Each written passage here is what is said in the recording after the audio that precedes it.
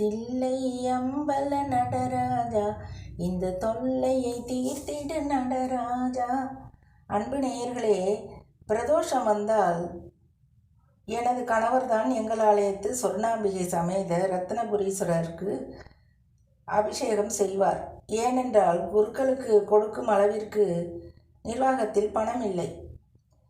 இறைவன் இறைவி திருமேனிகளுக்கு வாசனை திரவியங்களால் அபிஷேகமும், அதே நேரத்தில் அவரது வாய் தேவார திருவாசக பதியங்களை உறக்க சொல்லிய வண்ணமும் இருக்கும்.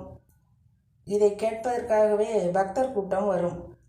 அபிஷேக பொருள்களை ஒரு கூடையில் வைத்து தலையில் சுமந்து செல்வார். அடியேனும் பிரசாதங்களை தலையில் சுமந்துதான் பெரும்பாலும் எடுத்து செல்வேன்.